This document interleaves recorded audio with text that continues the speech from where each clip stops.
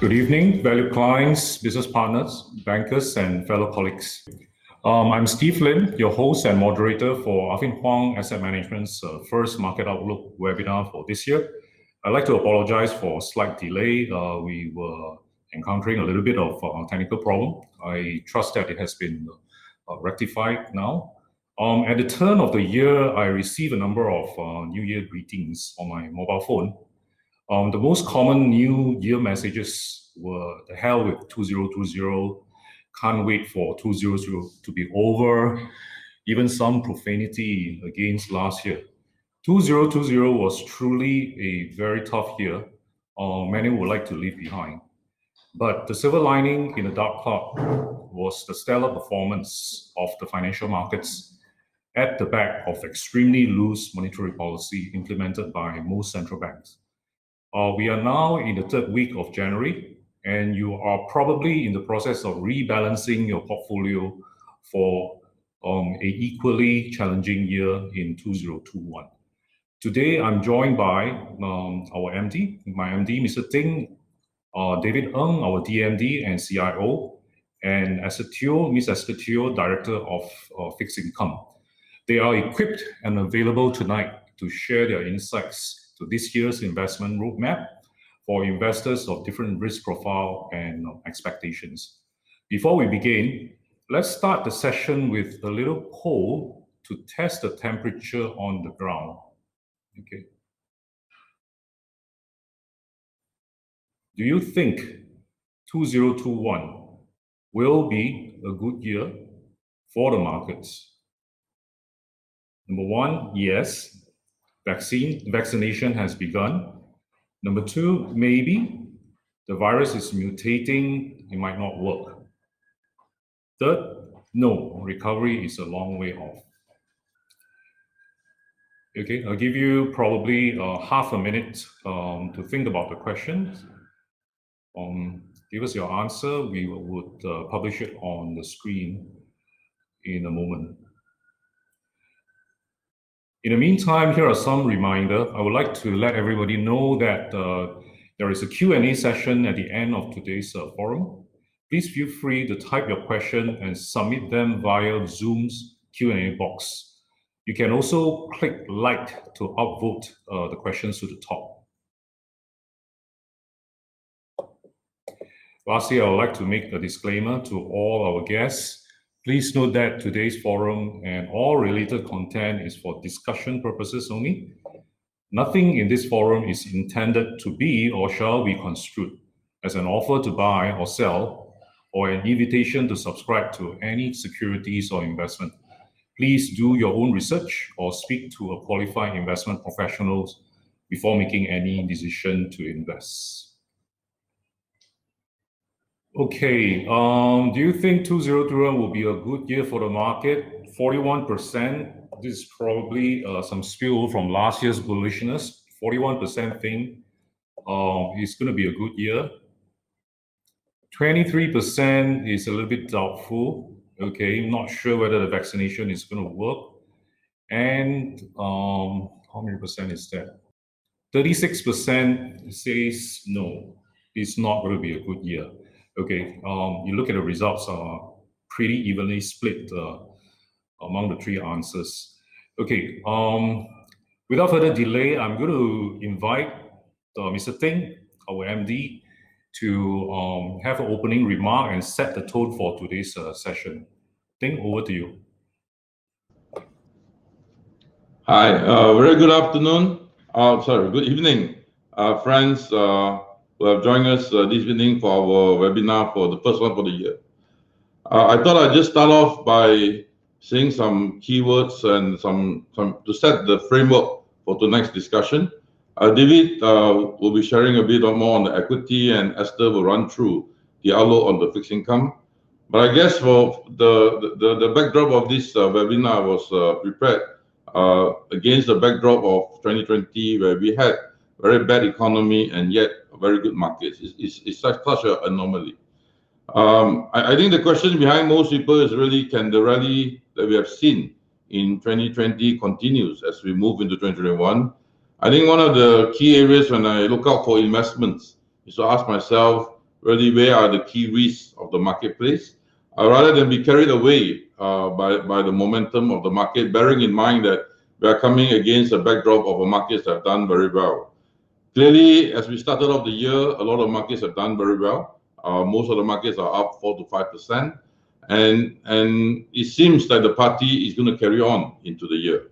However, I'm mindful that at the moment, one of the key risks is that there's just such a consensus view that's going on in the marketplace, and essentially most analysts and most strategists are projecting a strong equity market this year, a weak US dollar, interest rate remains low, economy is coming back, earnings numbers are coming back, and I think again that backdrop. I ask myself, where are the blind side of the marketplace?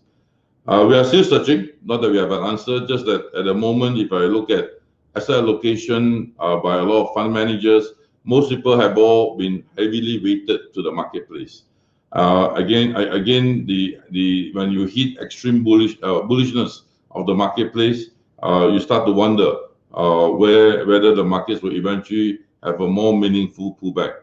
So far, there's none. Even in the last week or so, when we saw the further rise of COVID-19 shutdowns by some of the economies globally, the markets continue to rally on the back of vaccine, on the back that vaccine will be able to put COVID-19 pandemic behind us at some point later this year or next year.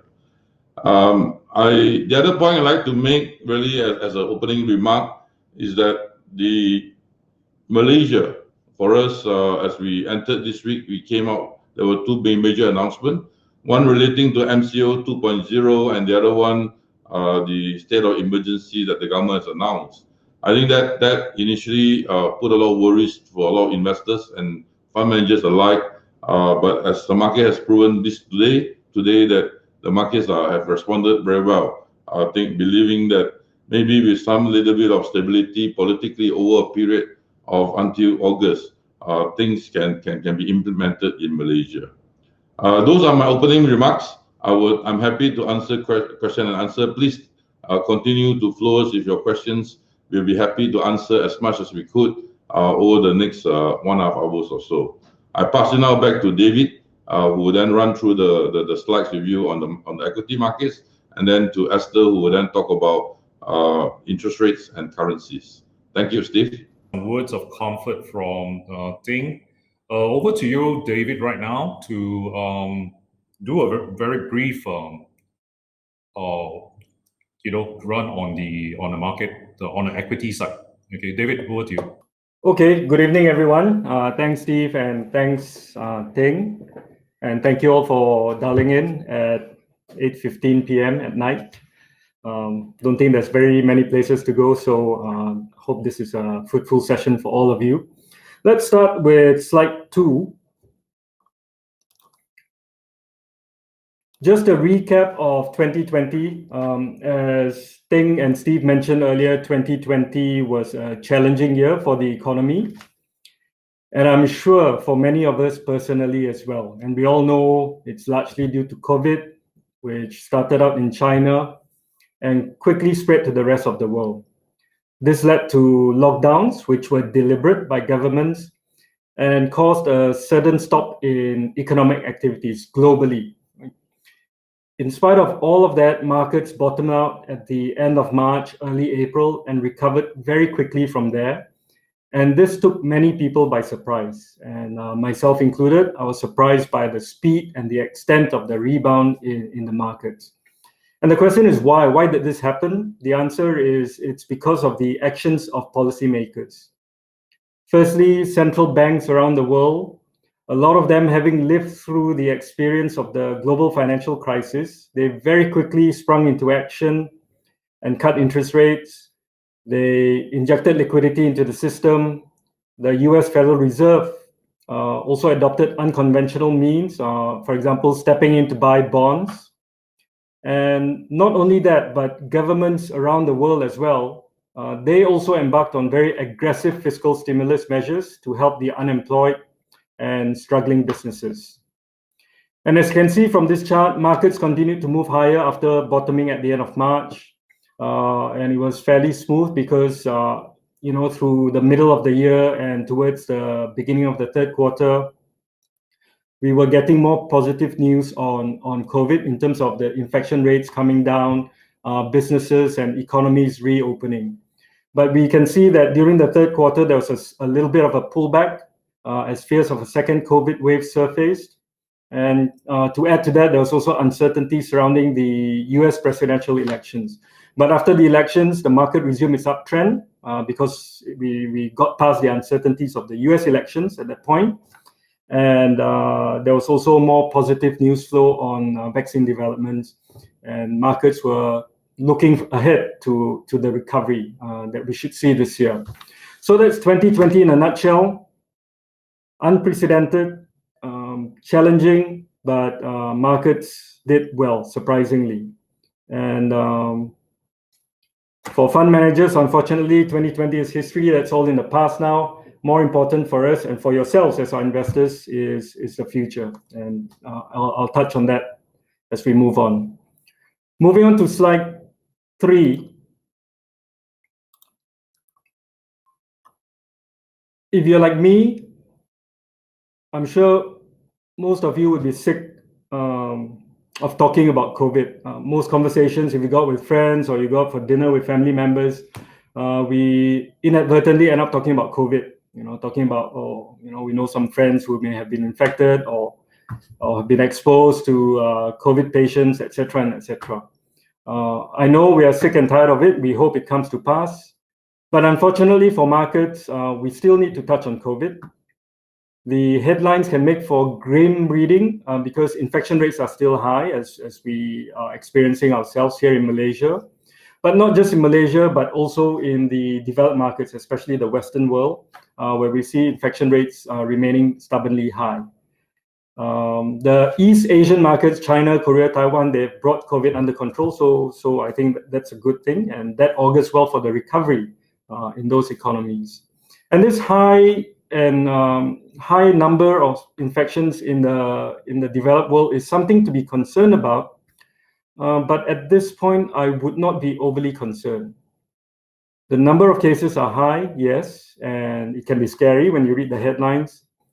But I'd just like to remind everybody that from a market standpoint, from an investment standpoint, what the markets is more focused on is the fatality rates or mortality rates, as well as the ICU hospitalization rates. And on both those figures, the numbers are actually manageable. I'm not sure whether most of you remember, but when COVID first surfaced during the first wave, COVID was a complete unknown.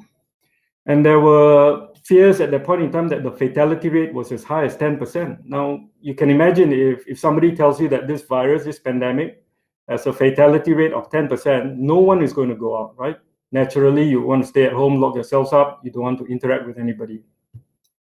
But as we have seen over the past many months, with better treatment, with experience of handling the pandemic and treating patients, the fatality rates are a lot lower, sub 1%, if what I read is correct, and the recovery rates are much higher.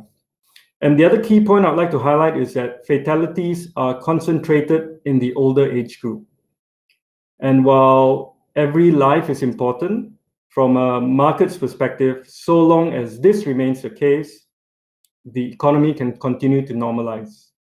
And the reason for this is because the older population are not economically active. They don't contribute to the economy. It is the younger ones who contribute most to economic activities, to growth, to this normalization that we're expecting, that we are seeing. And as long as this remains the case, yes, if there are any spikes in cases, you'll see lockdowns, you'll see social distancing measures naturally being engaged in. But these lockdowns do not have to be widespread, nor do they have to be prolonged. And this path to normalization can continue. And on this chart, you can see these are the number of people who have been immunized in the past few weeks. Over the last few months, as you all know, great progress has been made on vaccines. And as more and more people get immunized, this will again lead to confidence. This will again support the economic recovery. And based on research that we've been reading, it is estimated that in the US, by April, the number of deaths would halve, and that by July, herd immunity would be achieved. This herd immunity basically means that at least 60 to 70% of the population in the US would have either been immunized or would have been naturally infected with COVID. So once you hit herd immunity, the replication of the disease, of the virus, would slow down drastically and would allow the economy in the US, and I assume it will be the same case in a lot of developed markets, would allow their economies to open up and get back as close to normal as pre-COVID. And as I mentioned earlier, for Asia, the large East Asian economies have already got COVID under control. They were first to experience it. They were first out of it. And I think culturally as well, the Asians tend to be more compliant in their behavior. And so far, touch wood, we have not seen any large second waves. Of course, we see some pockets of COVID infections here and there, but largely under control. So that's on COVID. We still need to touch on it, but vaccines, I know there are some concerns about efficacy of vaccines, but I just want to highlight again that, you know, 1 or 2 vaccines may not be effective, and you probably read some negative news on negative side effects of vaccinations. But we must be conscious of the fact that there are many vaccines out there. I think about 4 or 5 have already been approved for emergency usage or for public usage. And there's going to be quite a few more to come. And at least the majority of these vaccines would prove to be effective.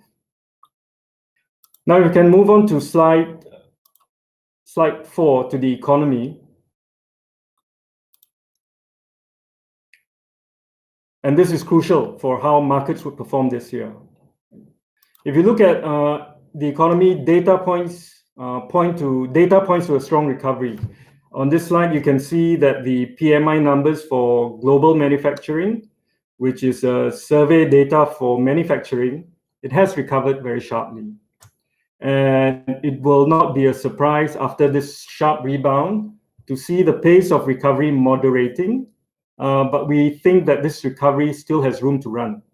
And by that, I mean that the PMI numbers would continue to stay above 50, which signals an expansion.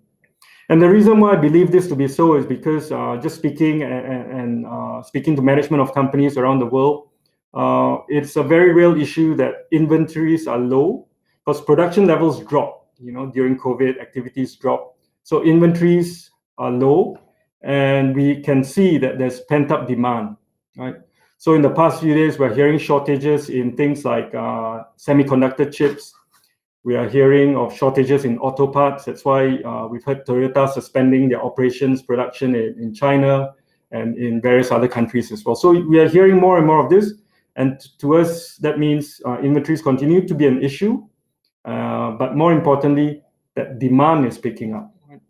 And while it's not shown here, I would also like to highlight that the other driver of global economy, which I believe is going to recover strongly as well, is that of the services sector. So this chart, I'm showing you manufacturing, but services sector in some of the larger countries actually contribute more to the country's GDP than manufacturing.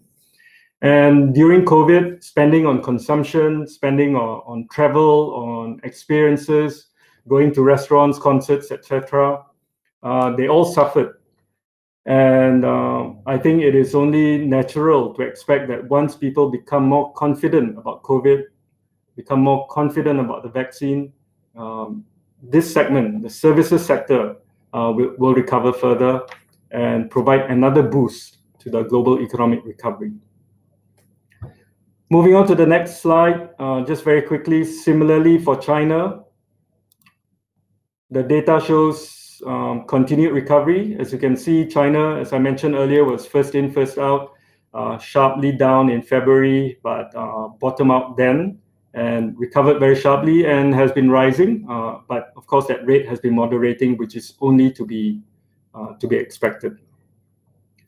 On to slide 6. Just want to show you guys, everyone on this call, the earnings trend that we're seeing. This is for global stock markets in aggregate. And the reason why I'm showing this is because earnings is important because when we invest in companies, we are investing in their growth. And on that note, you can see here that the earnings revisions ratio is very strong, and that tends to be supportive of equities markets. Of course, that's only one part of the equation. The other thing that we have to bear in mind is also the valuations. And while the valuations on basic metrics such as price to earnings or perhaps price to book are expensive compared to the long-term historical averages, we also have to bear in mind that we are currently in a very low interest rate environment, and which we expect to remain for the foreseeable future. And to a certain extent, that can support slightly higher multiples or slightly higher valuations for the stock markets, especially in light of the recovery that we're anticipating. Moving on to the next slide, slide 7.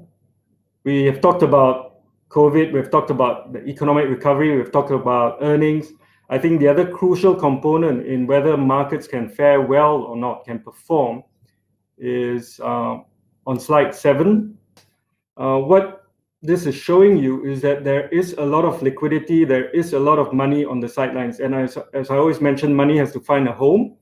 The result of central banks injecting so much liquidity, the result of consumers, people all around the world consuming less, not traveling, not spending too much on goods and services, has resulted in a lot of liquidity, a lot of cash being trapped in the financial system, in the banking system.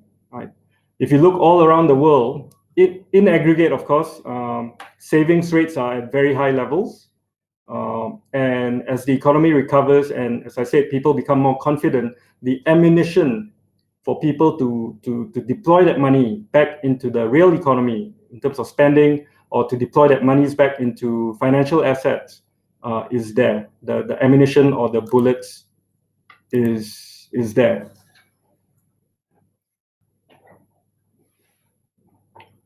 Have we got the next slide, please? Okay, these are my final 2 slides. Key takeaways. Firstly, equities. As far as equities is concerned, the economy is set to recover further, aided by the rollout of vaccines and pent-up demand. I showed earlier that the earnings trend is moving in the right direction. One thing at the back of our mind that we are conscious about is that valuations are a little bit on the high side, right? And I've touched on that earlier. As for bonds, it should be part of your portfolio as well, depending on your individual circumstances. Because while people may say that bond yields are currently low, but you have to compare it with the alternative asset class for typical bond investors, that would be deposit rates. And bonds still provide a decent carry or a decent spread over deposit rates. And final point is, if you've heard people from Afin Huang talking, we always emphasize that you should diversify, don't try to time the markets too much, and asset allocate. And the final slide, next slide. It would be irresponsible for us to talk about the markets and our thoughts without also highlighting the risk. I think the risks are equally as important. Some of the risks that we see for this year for 2021, firstly is policy risk. And what I mean by policy risk is if central banks raise interest rates or withdraw liquidity too early before the economy has found a firmer footing. Based on the pronouncements or the announcements that have been made by the major central bankers, we think this is unlikely in 2021 because they are also very conscious and very cautious. They realize that the economy is still fairly fragile because we're coming out from a crisis. The second risk that we have to be aware of is inflation surprise. If inflation, for example, rises too sharply and leads to a disorderly sell-off in bonds, resulting in higher bond yields, this typically affects negatively both the bond and equity markets. So those are the two main risks. Of course, if COVID is not brought under control, vaccines prove to be ineffective, that is definitely another risk as well. So with that, I end my short presentation and I'll hand it back to Steve. David, since the slides is fresh on the mind of the audience, I just want to tackle this question from the ground. Sharon has got a question. The rally in the market doesn't seem to be supported by corporate earnings. What's your thought on that? Because what I can see from the screen, the PMI numbers shot up very strongly for China. Then the earnings revision all tilting outward. Is this a concern? I mean, that the market is fueled just by liquidity and not by corporate earnings? Okay, that's a good question, Sharon. The answer to that is yes, of course. A powerful driver of markets, not just now, but anytime markets perform well, I think it has to be against a backdrop of ample liquidity, because money or liquidity drives markets, right? But to the second point, as to it not being supported by earnings, yes, 2020 was a disastrous year or bad year for earnings.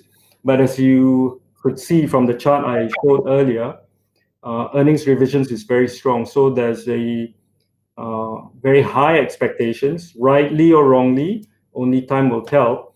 But at this point in time, as you can see from the earnings revisions ratio, which we showed earlier, expectations for very strong earnings recovery is there. So just to give an example, from Malaysia, I know some of us may not be happy with what's happening and we think things are bad, but at the end of last year, the expectations for Malaysia for 2021 was for earnings to grow by 30%. And I think in the US as well, expectations of earnings growth is about 20+%. And that's, of course, coming from a low base where 2020 was bad.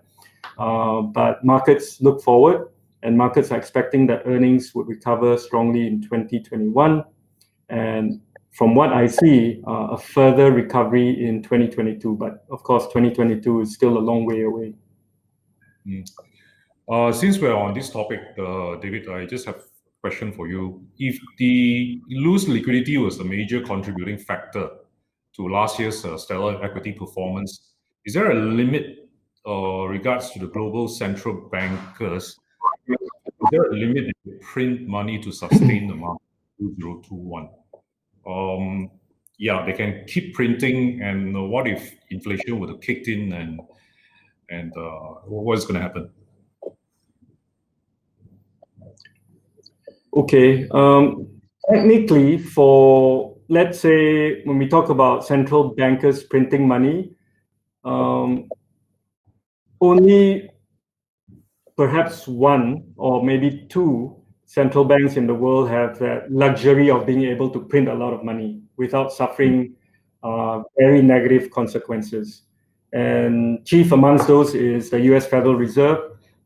Technically, there is no limit to how much they can print, because the US dollar, as we all know, the reserve currency. Yes, it will have an impact on the US dollar exchange rate, on inflation, potentially on interest rates, but there is no limit to the US Federal Reserve printing, because for them, it's limited by people's trust in the currency, right? As long as people have faith in the US dollar, then they can print theoretically as much as they want. To the second part of the question, whether that would lead to inflation, theoretically, yes, right? Some of us would remember the Japanese banana notes, where Japan printed a lot of money during World War II, and that led to hyperinflation. So theoretically, yes, but practically not necessarily the case, because I think there are other factors at play which would determine whether inflation gets out of hand. Because we've seen over the past decade, actually, after the global financial crisis in the US, we've also seen Japan, since the stock market bubble burst, Japan and the US have been embarking on money printing, on huge liquidity injections into the economy. But for various other reasons, we have not seen inflation rise above 2% sustainably. Japan has been going through deflation or disinflation for 20, 30 years. Same with the US. since the global financial crisis. It hasn't happened, and there are various reasons for that. Number one is perhaps demographics, aging population. Secondly, improvements in technology, resulting in better productivity. And in this cycle as well, we do know that during COVID, a lot of people lost their jobs. One of the main contributing factors to higher inflation, of course, is higher wages. And coming from an environment where the unemployment rate is high, it is difficult for you as a wage earner to go and demand for higher wages when there's so many unemployed out there. So it is something we are mindful of. We think cyclically in the short term, because of the year-on-year base effects, we will see inflation pick up. But over the longer term, structurally, it is not our base case view. Okay, thanks, David. We have now come to the Q&A session. Can I call upon Ting and Esther and David to be on the screen? Yeah. Okay. We have talked quite a little bit on equities. Let's move over to the fixed income side. Esther, perhaps you don't have a presentation. Perhaps you can give us a rundown of what actually happened last year. How did bond do fixed income perform in 2020? Did it hold up better than equities? Esther? Hi, everyone. Good evening. Thank you for joining us. Thanks for the question, Steve. I think definitely like what the other speakers have mentioned just now, 2020 has been a really tremendous year. We have one of the greatest recession, and yet we had financial markets giving us pretty decent returns. So for the fixed income market as well, we have actually seen that at the end of 2020, the fixed income market in various segments has given returns of about 5 to 10%, definitely outperforming cash. So I would say that we had a very decent year for 2020. Actually, I do have some slides that we can also show, if we can pull out slide 15, just to give you a sense of how the bond market has performed in different segments, right? Yeah, thank you so much. So this is a quilt that we like to show that on a yearly basis, how different segments of the bond market has performed. If you could look at the year 2020, you can see that most of the bond markets outperform cash, which is highlighted in the purple box there. And in terms of returns, I would say that high yield bonds have done pretty well, and even developed markets, investment grades, and pretty much all segments of bonds, except certain local currency emerging market debt, which has slightly underperformed cash. And that could be because of the drag from the Latin American side and currency effect as well. But what I would like to also highlight is to the right side of the quilt, right, where we show you what is the 5 years annualized returns for fixed income market. And it is very clear here that if you have invested through the cycle over a long-term period, fixed income tend to outperform cash. And the other thing you can also see is that cash levels, of course, in this particular chart is reflecting US dollar cash. Cash level is very, very low. And, I think if you diversify your fixed income exposure, over time, you can still get a pretty good returns versus your cash deposit rates.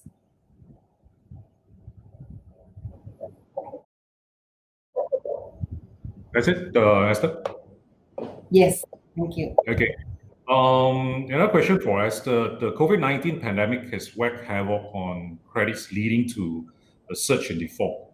What is your observation on this, and do you see any significant deterioration of credit quality going into 2021? Okay. Yeah, definitely, when we have a recession, we would expect that credit default will rise significantly. And if you compare to the global financial crisis that we had in 2008, we had seen default rates globally rising to about 15 to 20%, right? But in the current pandemic-induced recession, global default rates has been relatively manageable. In the US, where we have the largest corporate bond market, the US high yield market saw a default rate of about 9%, right? I remember back in May 2020, at the peak of the COVID crisis, and we have global shutdown globally. Moody's and S&P came out with a forecast that 2020 default rates will range from about 12 to 15%, but the actual default rate came in much lower than expected. And even in Asia and emerging markets, default rates has been very manageable. Closer to home in Asia, we have seen that within the Asian credit space, default rates only came out to about 3.8% for 2020. That is also lower than our expectation of about 6% for 2020. So there's a few reasons why corporate default rates did not rise as significantly as everybody expected. Of course, what David has mentioned earlier, the really unprecedented central bank action, right? Number one, cutting interest rates aggressively, that really lowered borrowing costs or funding costs for a lot of these corporates, and that provide them the lifeline, right? But secondly, very importantly, is the access to market to refinance or to raise more capital during the pandemic or the recession. And because the Federal Reserve stepped in with the bond buying program, as well as other central banks like the European central banks, BOJ and many other central banks, that really provided confidence to the credit market, and that prevented a credit market collapse in that sense. And a lot of the high yield issuers were able to even tap the corporate bond market during that time. And what is interesting as well is that during the 2020, we have seen that a lot of companies took advantage of this low interest rate environment and a very ample liquidity condition to issue debt. And that really built a lot of cash war chest to weather through the pandemic. That is one of the reasons why we did not see default rates spike so high in 2020. Moving forward to 2021, I think that with the global economic recovery that we expect, credit rating trends should improve globally. That means that we could see that company earnings start to improve, cash flow starts to improve. And for the investment grade segment, these are maybe high quality, strong companies. They have built significant cash war chest during 2020. So for 2021, we do expect some of these companies to pare down their debt that they have raised because they do not see that they need so much for capex. That is a good trend for a lot of the investment grade credits. Of course, for the high yield credits, we are also seeing some improving trends. If the economic growth recovery is intact, they should also improve their credit profile. But of course, there are certain segments that is still at risk, right? I think the sectors that will be slowest to recover would be those still really much tied to the travel industry, the service industry, which could still see quite slow recovery, given that we are seeing a resurgence of COVID-19 in early 2021. So we are mindful, but overall, we expect credit default in 2021 to be lower than 2020. Okay, so you're not too alarmed about defaults. That's right. We're not. Yeah, I mean the projection usually overshoots the actual default. Okay, the search for yield is on top of mind of everybody's mind. If your money is still in FD, you're earning only about 1.6. Some bankers may offer a special deal, but with some conditions, and it is only about 2 plus, I think, max. In this environment, a very low yield, which sectors market do you see opportunities for more attractive yields in the credit space? Yeah, definitely we are seeing that interest rates is at extremely low levels. And we are seeing a lot of switching from deposits to fixed income markets, even to the equity markets, as like what David mentioned, saving rates is high and everyone is looking for higher returns. And I think it's important to also note that we think interest rates will remain low for a long time. Yeah, a lot of central banks around the world, including the Federal Reserve, even the Australian central banks, the ECB, they have come out and commit that they are going to keep interest rates at this current level beyond 2021 and even beyond 2022, right? And one of the reasons for that is because even though we do expect a strong recovery in 2021 because of the low base effect in 2020, but overall, the world is really saddled with a lot of debt, right? We can see that globally, global debt have grown to over 200 trillion, which is about 265% of GDP. That is a huge amount of debt. And when you have such a huge amount of debt being undertaken by governments as well as companies, the world just can't take a high level of interest rates. So that gives us a sense that central banks will be very cautious to high interest rates anytime soon. So in this environment, we do continue to expect more inflows into fixed income market in search of higher yields. And I think if you look at the global environment, I do have a slide to show in terms of the opportunities as well. Maybe we can pull out that slide. Let me see. That would be slide number 20. We have actually show you the different bond yields that you can earn if you invest in different segment of the bond market. And naturally, of course, if you invest in a high yield bond market, you would get a higher return or higher yield because the risk is higher, right? And if you go down the curve here, you can see that treasuries and government bonds will give you a lower yield. And cash rate now is practically at almost 0%, especially in the developed markets. And a lot of bonds are also trading at negative yields. So in this current low yield environment, and what is interesting is also that as at end of 2020, only about 30% of global bonds are trading above 1%. That makes my job very difficult, as a long-term investors who wants to get more returns, right? And when we look at this and we want to look at economic recovery, as well as what kind of risk in terms of corporate default, when we take into account all these factors, we actually like Asia.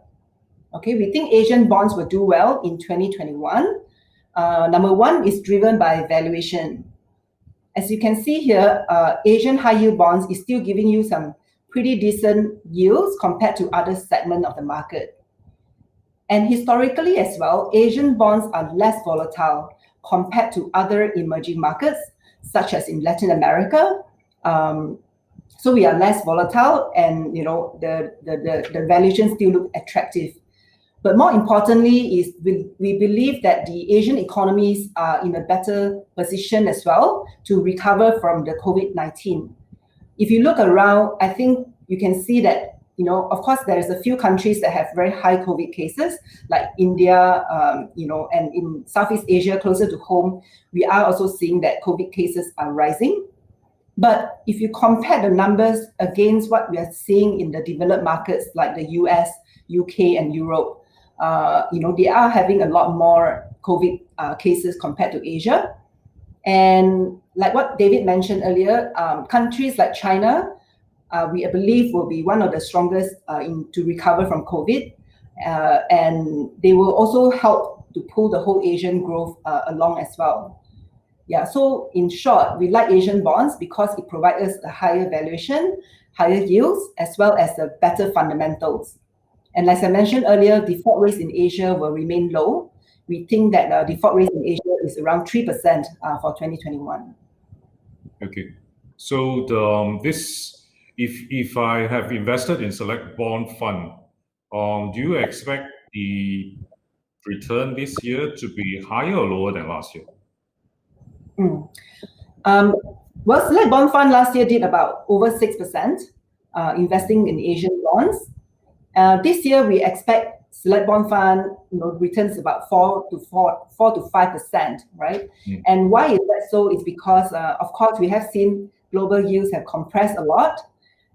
So we do think that in terms of actual absolute yield levels, is a lot lower than 1 or 2 years ago.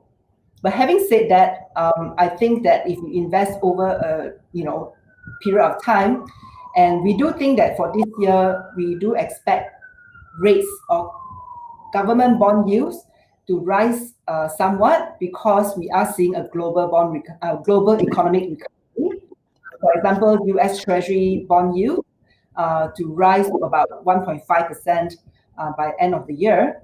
But that is not really that high, right, compared to the last high that we saw, which is about 3%. Yeah. So over the period of 2021, we would see slightly higher government bond yields, but credit or corporate bonds should do well on the back of the recovery. Okay. Actually, there is a question from Lynn. Do you expect Bank Negara to cut interest rate next week when they meet? What is the interest rate policy of Malaysia? I think definitely the probability of Bank Negara cutting rates have increased given what we have seen in the last few days. Number one, the MCO 2.0, which means that it would definitely impact our economic recovery, especially in first quarter, given that the 5 states that has been imposed the MCO are the major economic center in Malaysia, right, which contribute about 70% of our growth. Yeah, so definitely we would see some slowdown in first quarter, especially if the MCO is extended further beyond the 2 weeks period. Of course, secondly, we also have the emergency announcement. That could also impact sentiment as well, right? So I think Bank Negara would have to step up. If not in January, I think they would add in March as well. Yeah.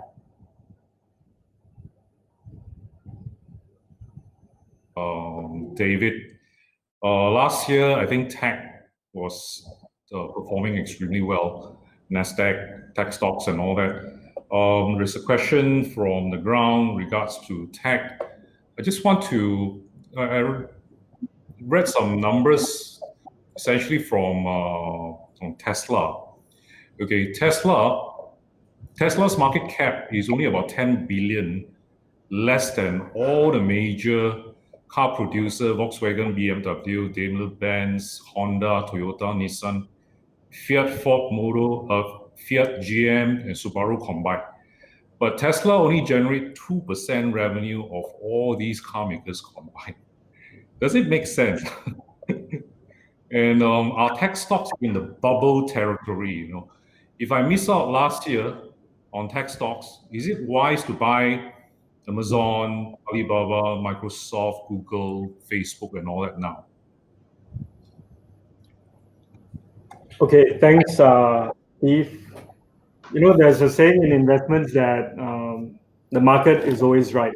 So the market has decided to reward Tesla with a very high share price. Not something I personally believed in. You can call me a dinosaur, maybe I am. And yes, Tesla may be an example, but definitely there are examples of there are pockets of extreme overvaluation within the tech space. I think we can't deny that, right? But tech is such a big sector, and I think even within the tech space, some of the names you mentioned, for example, Amazon or Microsoft or Google, yes, they may be more expensive than the typical general stock, but I would not classify them as being excessive value. In fact, I think that they are trading, because some of these stocks have not done well for the past few months because of this rotation from growth to value.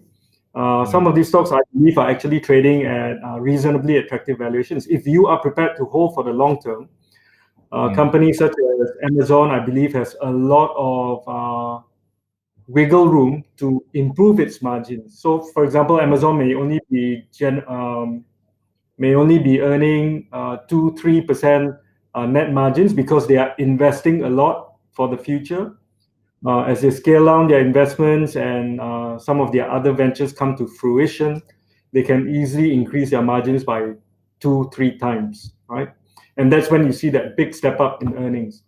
So in short, yes, definitely pockets of overvaluation. There's some euphoria in certain subsegments, but within the tech space in general, we find that there are ample opportunities still, and we own some of these names. Yep. There is a specific question on Alibaba. I believe we hold some Alibaba previously. Are we still holding it, and are you still bullish on Alibaba?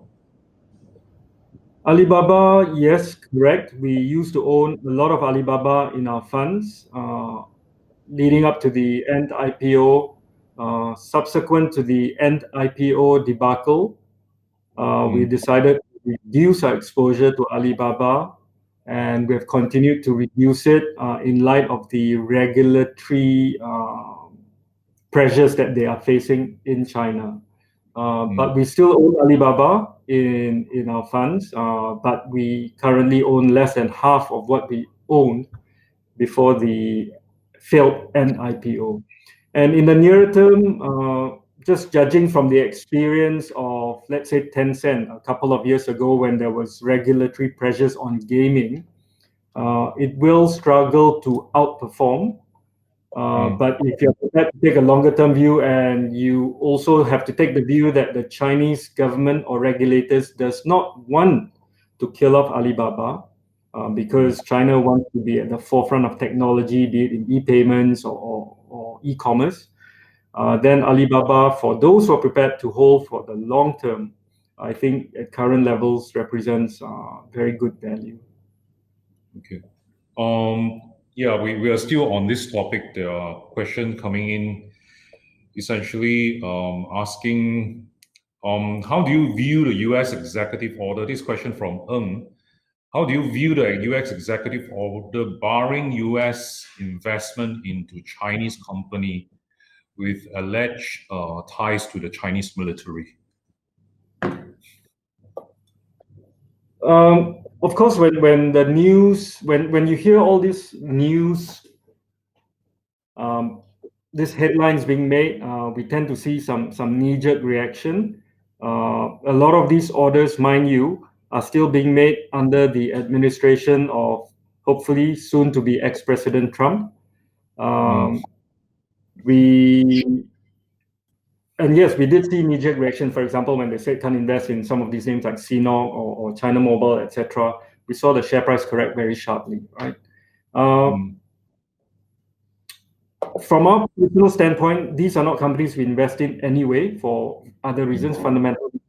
But the other thing to bear in mind is that when President Biden takes over, and looking at some of the appointments he's made and looking at his past track record, we think that Biden will not take such a harsh or drastic stance against China. He will still be hard on China, but it will not be unilateral. He is known to be more consultative and more orthodox. He will want to get his alliance together and work on trying to change China rather than doing the things that Trump has been doing. So yes, it's not a positive, but you know, when they said, I think last week there was also rumors that they were looking to disallow US investors from investing into Alibaba and Tencent and all that. But subsequently, the news came out that no, they're excluding some of these names. So if they confine it only to those companies which have got links with the PLA, for example, then yes, those companies would struggle a little bit. But to my mind, a lot of these companies are probably not highly investable, or not a lot of American fund managers own significant chunks of it. Okay. Yeah, there is a question on the basically US politics. Is there a chance that Biden would not be inaugurated on the 20th? I guess nobody knows. Of course, there's that possibility, but I would rate it as highly, highly unlikely. I'm pretty confident he will be inaugurated. So okay, against this backdrop, let's talk a little bit about the market under Biden's presidency. Are you bullish on Biden? The market in aggregate is made up of a lot of different sectors and a lot of different industries.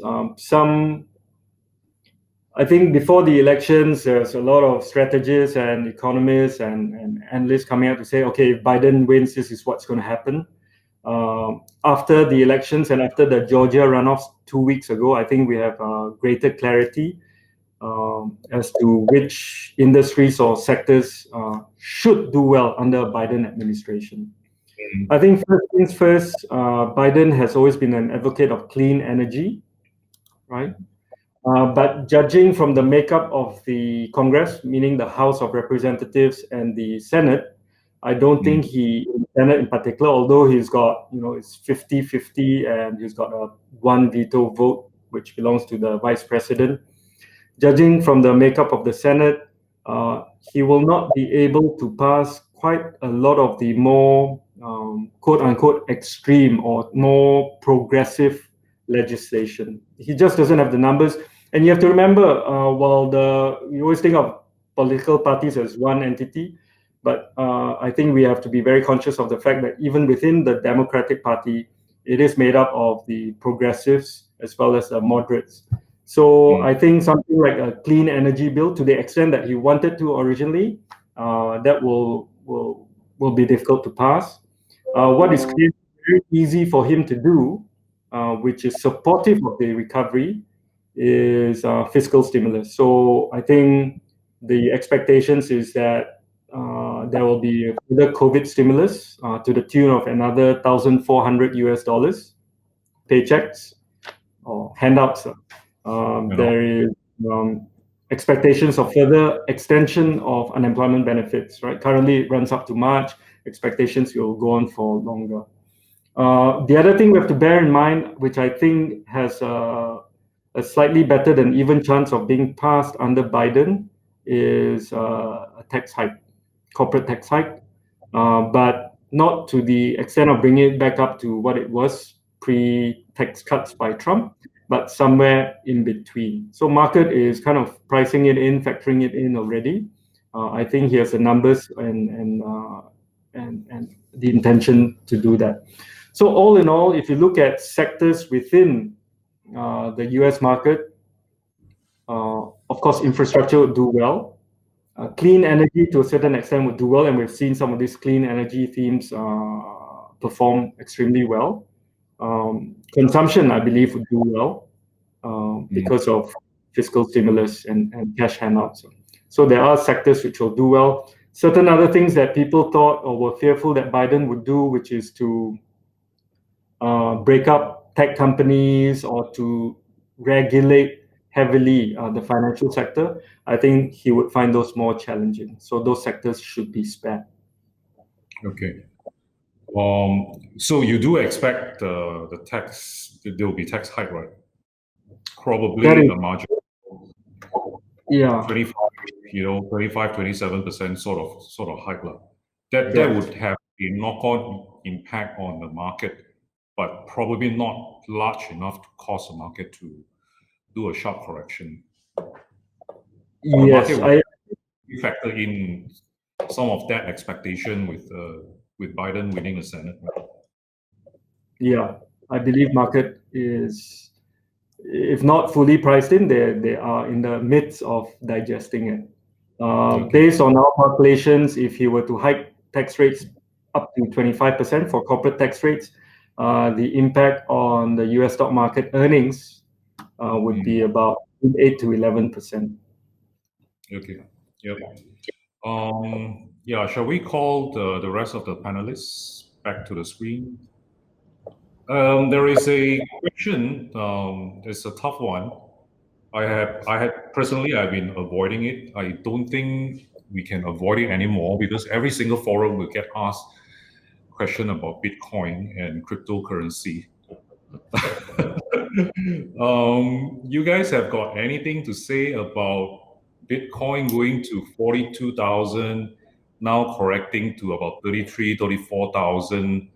I think our audience is very interested. They'll probably get some exposure in Bitcoin since it has already corrected like 30%. Because there are a lot of articles basically talking about corporates or even the institutional fund managers getting exposure in Bitcoin in particular as a anti-inflationary hedge, as an inflationary hedge, or would you term it a new goal? Think you have any opinion on this?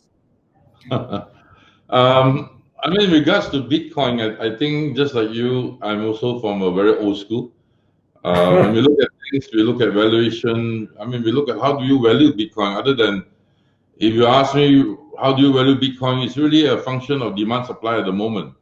And with more and more people getting their ability to trade Bitcoin because of the exchanges are being now readily available, you find that a lot of young ones, especially, they're just putting some money to work, and they are always fascinated by digital assets, and with a little bit of extra money going into that particular space, you find that Bitcoin prices could easily actually move higher. The discovery of Bitcoin, in my view, it will continue. I don't think it's going to get volatile, but it will continue as more and more money being diverted towards the digital assets. And all of us know really who uses Bitcoin. Of course, the commercialization of Bitcoin will improve. More and more countries will be more acceptable to Bitcoin to use it as a means of transaction.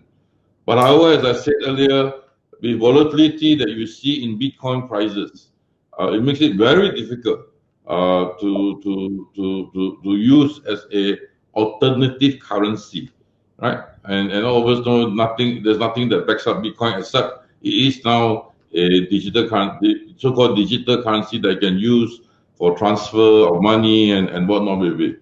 So there is another dark side to Bitcoin or to cryptocurrency, where because it's not regulated, it's out of the eyes of the regulators, and people may use it for other purposes. So I would say that if you like, dabble in it, just like anything else, to get the experience. But again, don't put everything that you have into cryptocurrencies, thinking that that's the new goal in the millennium standard. So that would be my comment. I've stopped trying to understand it. I just say just accept it. That it is a new asset class for you. Invest in it, but invest with your eyes open, and just enjoy the whole process. I guess one of the biggest, the biggest risk factor to investing in Bitcoin is actually regulation. If central bankers or the government decides to force the buyer, the investors, to disclose their identity, I think a big chunk of the investors will probably go in hiding. Okay, which may potentially cause the price to correct very, very sharply. Okay. Going back to Esther, regards to I read that there are some defaults in Chinese property counters. I guess in a very low interest rate environment, we probably have to move down the credit curve to seek yield. Is there any concern regards to the high yield space in Chinese property? Yes, hi Steve. In terms of the China property sector, it is a very diversified sector. We have very high quality property players in China, which are highly rated, right? Like you have Vanke, we have some of the investment grade names, but we also have the very highly leveraged companies. And last year we have seen, some of these companies went into financial difficulties. One of the largest one is Evergrande. They are the world's most leveraged property developer, right, with about $100 billion outstanding debt. And definitely the policymakers are concerned about how much these China property companies have grown. right? And that's why sometime in October, the Chinese government has announced these 3 red lines, which is 3 things that property companies have to make sure that they comply with in order for them to be able to raise more debt in the next year. If not, they will need to bring down their debt level. I see that as a very positive sign for the regulators to really rein in some of these risks, right? Because property sector in China is very systemic, the exposure to the banking system, and it's a very large part of the China economy as well. So definitely not in the interest of the China government to allow any major default in the China property segment, right? But we need to really make a clear differentiation as well, because a lot of people read about the negative headlines and thinking that, oh, there's a huge level of risk by investing in China properties. But there are, more than like 10,000 China developers, and only a handful of them are able to tap the bond market, especially the US dollar market. So that's where I think credit evaluation, knowing the companies, going to do the groundwork, meeting the management, as well as sightseeing. Of course, in the pandemic now, we can't go sightseeing where the properties are, but on the normal scenario, we would definitely send our analysts to be on the ground to really do checks and seeing how the property players are doing.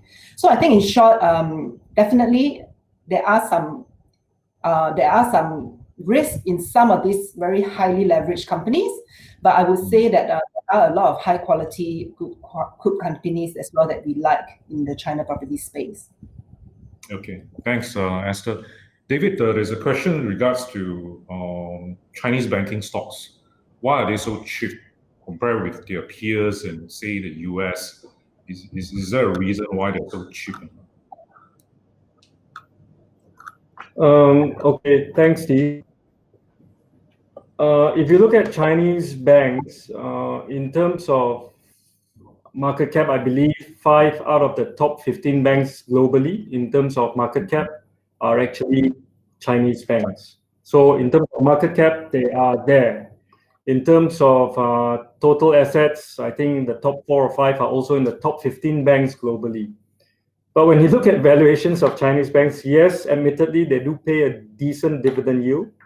But they trade at very, very low multiples, both in terms of the PE or price to earnings ratio, as well as the price to book ratio. And the main reason I can think of as to why Chinese banks are trading at such low valuations is because their profitability is low. So when investors evaluate banks, one of the key metrics that investors look at is their returns on equity. And if you look at Chinese banks' returns on equity, it's been on a declining trend.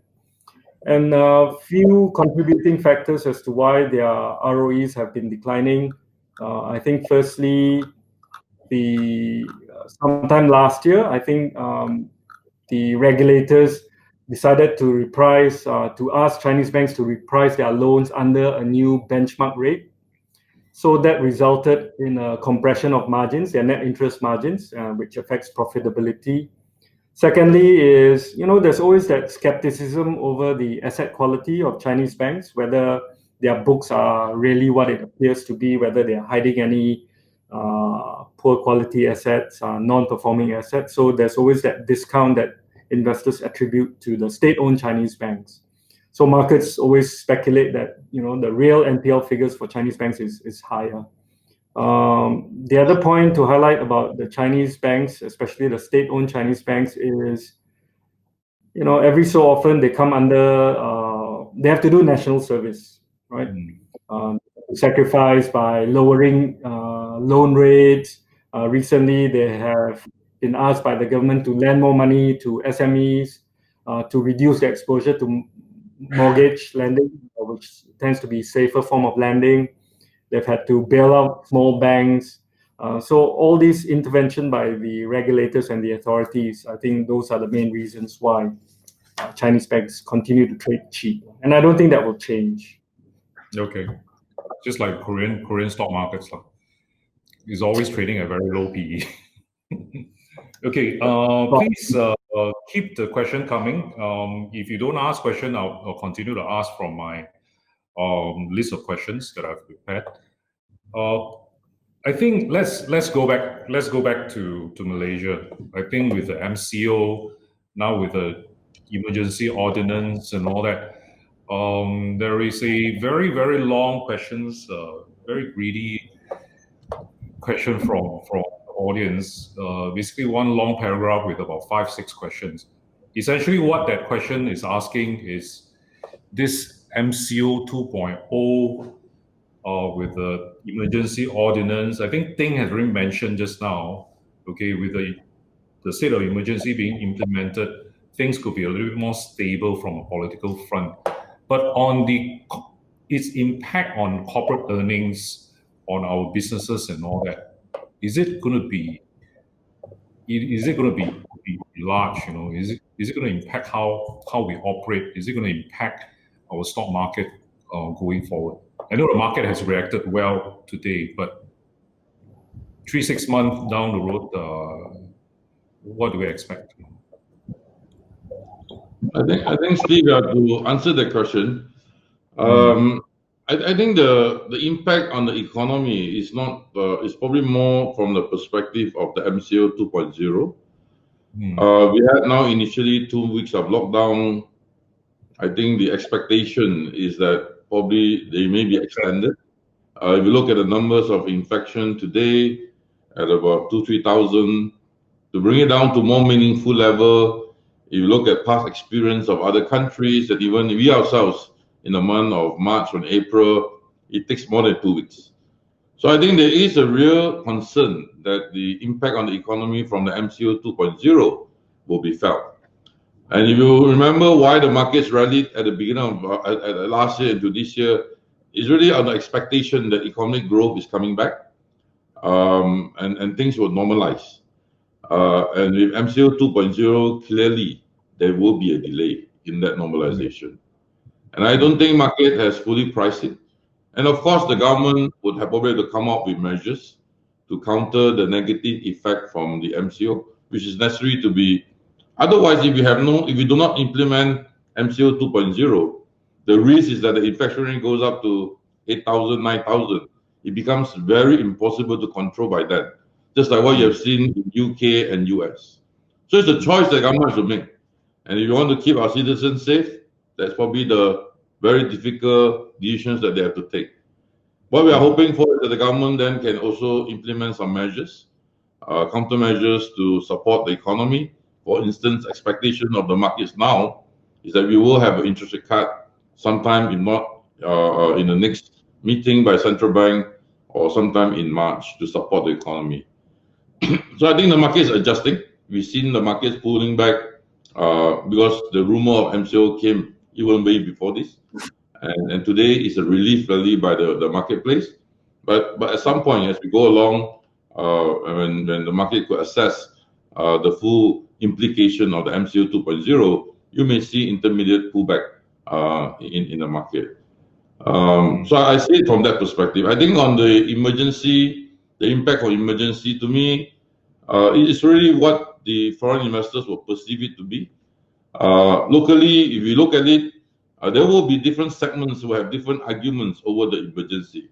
Some will agree, some will not. Some will challenge it to say that is this really the right measures to take to counter COVID-19, or is this really political per se? But whatever it is, I think from the market perspective, is all about what the foreign investors will interpret it. And I think from what I have read and see the reaction on the currencies on ringgit, it seems to suggest that they are just waiting and evaluating, not responding to it, because the announcement from the government has been this is a temporary measure. It's only for up to 1st of August this year, and from then once the COVID-19 comes under control, the emergency will be lifted, and then election will be called. So let's look at the ringgit as a barometer. Not so much of the stock market, because as far as the market is concerned, foreign investments holding in Malaysian equity market is at all-time low. It's close to all-time low. So they have been selling over the years, and the exposure to Malaysia is very low. where the reflection of the foreign confidence in Malaysia arising from the emergency were reflected in two fronts. One, currency, ringgit. Where is ringgit headed and how it's traded will reflect their decision. Number two, the foreign investment in MGS, Malaysian government bonds. I've been asking my traders, are we seeing a lot of reaction from the foreign investors? Even up to today, we have not seen a lot of reaction negatively. They seem to have be neutral on the emergency announcement, and let's see how they respond over the next 2-3 months. But at the moment, do we have a view on the ringgit direction? There's a question on that. I think the ringgit today trades. We have seen ringgit move up, weaken to 407, 408 yesterday morning, and today trades back to 405 level. I think the ringgit movement also is a reflection of a dollar strength, temporary dollar strength that we've seen. It's not so much of really where the ringgit is, but really where the dollar is going to be traded against the basket of emerging market currencies. And in the last week or so, we have seen a dollar strengthening. It's probably a correction, a pullback, or a correction from a position where dollar has been very oversold or been sold down over the last few months. Where ringgit is going to be headed, it's going to be actually where we take the view of the dollar. And at the moment, the consensus seems to believe that dollar weakening environment should continue. And if that is the case, then we think that ringgit will then again trade back to the $4 level again. But that said, I would say where the ringgit will eventually trade would also reflect the confidence of local investors in their own country itself. And if the locals have confidence in the current local economy, then the pressure on ringgit will be less. However, if the locals are not feeling jittery from the political landscape and not feeling the long-term growth potential of the country, then the impact on our currency will definitely be felt. As when at a certain level of the currency, you will find that the locals, the outflows from the locals will be significant. Ask yourself, who owns a lot of ringgit? Eventually, they're all locals, right? The amount of local domestic deposits is still about 1 trillion ringgit. So if they are not confident of their own country, that's when you see the outflows. So let's see how things pan out over the next few months, whether the present government could instill confidence through their policies and through some level of stability in the political environment. Okay, I think you partially answered this question. Tony wants to know, with the MCO 2.0 and an emergency ordinance, have we seen the worst for Malaysia? Just now you mentioned it will be a delayed recovery. Recovery will be delayed. I guess we probably push back the recovery a little bit. But have we seen the worst? Have we seen the worst? I think let me answer it the other way. I think for the country, given the political landscape that we had since 2018, I think the country needs a little bit of stability as far as the government is concerned, right? Otherwise, it's very difficult to make policies that will impact our lives, that will lead the country forward. Decisions are made really very short term. And even the decisions are made, you're not too sure whether these policies can stand. Or the next government comes in, it changes again. And I think rather than just looking at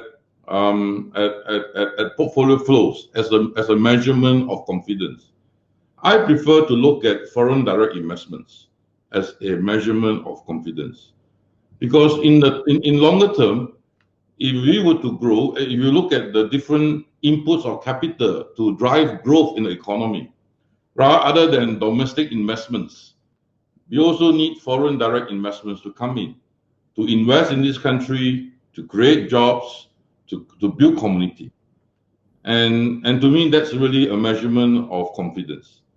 And we need to, in fact, during 2018, when US and China were having this tiff, there were a lot of inquiries coming to Malaysia to check out on Malaysia to see whether we can become an alternative site for them to shift their production.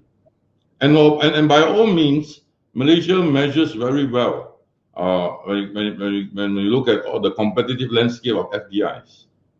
However, one of the biggest worried by foreign investors is that about stability. In the past, we never had that problem. In the past, Malaysia had continuity as far as the political landscape is concerned. However, a lot of those things changed in 2018. And furthermore, even last year, we've seen further changes. So I think the impact of the emergency ordinance, I don't know, I think this country, for Malaysia, for us to grow and to move forward, to me, having some level of political stability is really a very important ingredient. We have most other things. We are very competitive by currency. Our people are educated. Our laws are well established. Our infrastructure has been invested over the many years. I think what is now destabilizing things is really the uncertainty from all the political noises. And I hope as we move from here, we could see some clarity. Okay, thanks, Ting. I think we only have time. It's already 9:28. We only have time for maybe 3 very quick questions. These are very highly voted questions. I guess we can't avoid them. As usual, what's our view on gold? Gold price.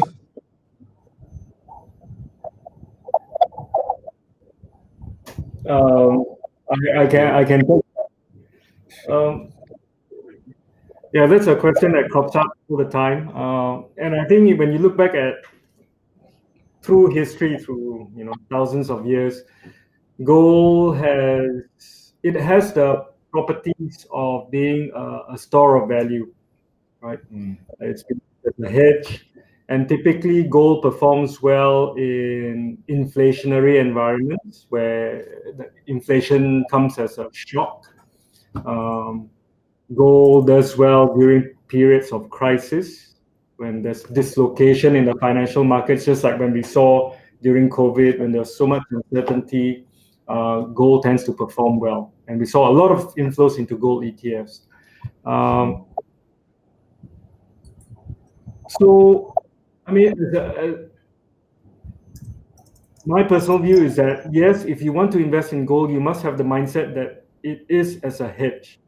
It is not buying gold with the expectations that it is going to generate capital gains. We know that gold does not generate any income. It's not an income producing asset. And it is really to be used as a hedge. So in the current environment, we've seen gold price weakening. 2 reasons for that.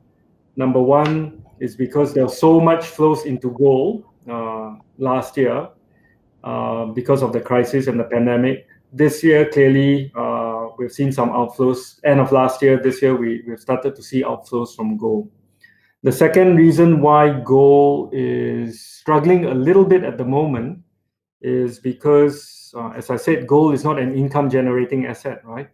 So if you hold gold, you're not earning any income. You are foregoing other opportunity. There's an opportunity cost to holding gold. And as interest rates rise, we've seen bond yields rising gradually over the past few weeks.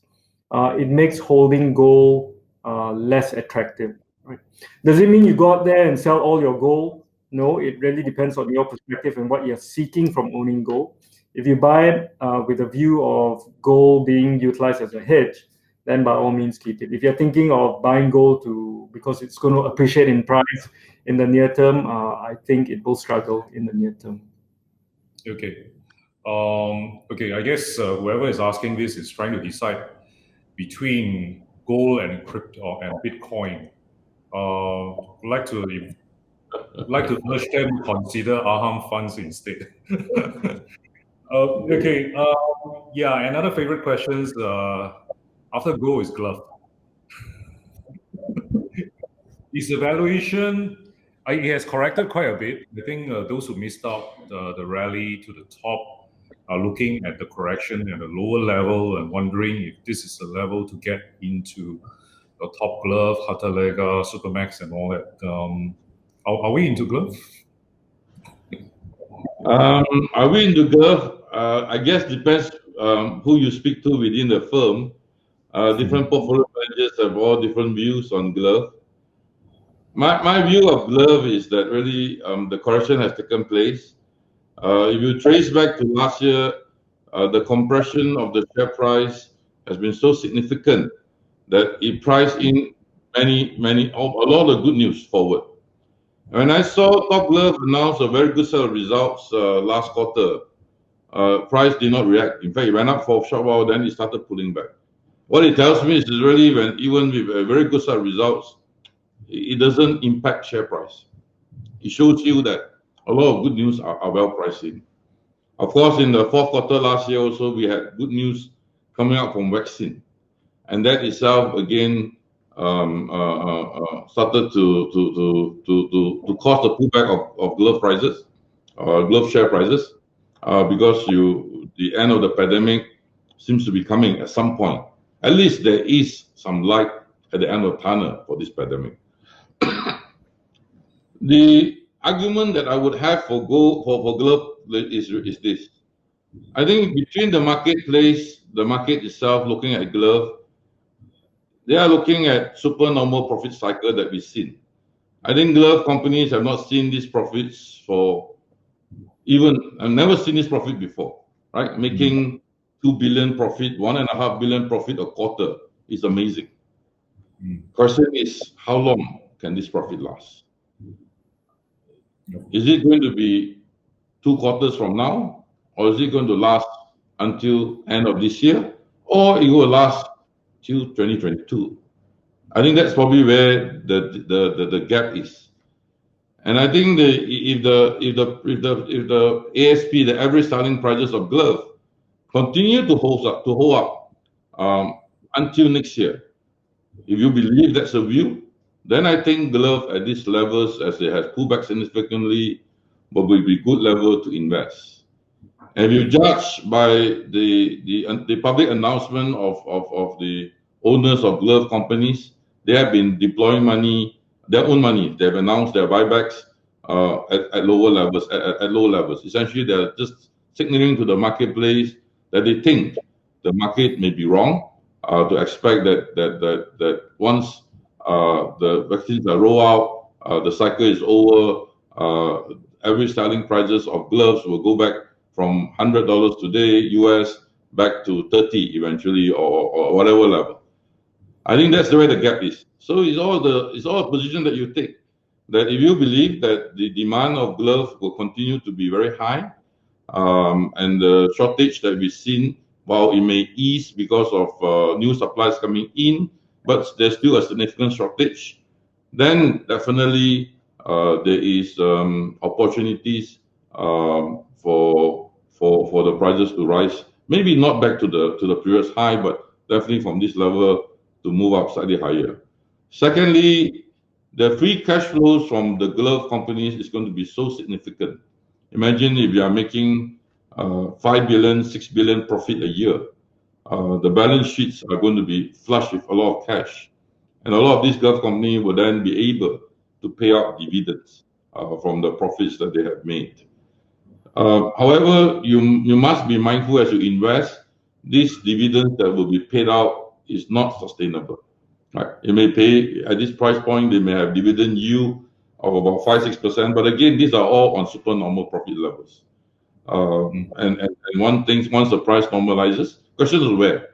If the price normalizes back to, instead of going back down below 30, but normalizes back to at about $30 to $40 per thousand pieces of glove, at these price points, I think the valuations, the earnings would be able to sustain the prices at these levels. So it's all question of views that you take on. If you ask me personally, my sense is that the cycle could be a little bit longer than what the market expects. So it will be a big trading range for gold prices, for glove prices. At these levels, it looks at the low end, and there could be a 20-30% trading range for the glove stocks. Okay. It's 3 minutes to 9:40. I guess we have you may still have some burning questions and all that, but unfortunately we have to end the session now. I'd like to thank Ting, David, and Esther for spending the time with us. And ladies and gentlemen, this is the end of today's webinar on 2021 Market Outlook. We hope you have gathered enough insights, enough information to chart your investment roadmap for 2021. If you still have questions to ask, approach our friendly salespeople. Okay, they can direct the questions to respective department to have your questions answered. And I'd like to thank you for dialing in, and see you again, and stay safe. Stay safe. Thank you. Thanks for the time. Thank you. Thank you.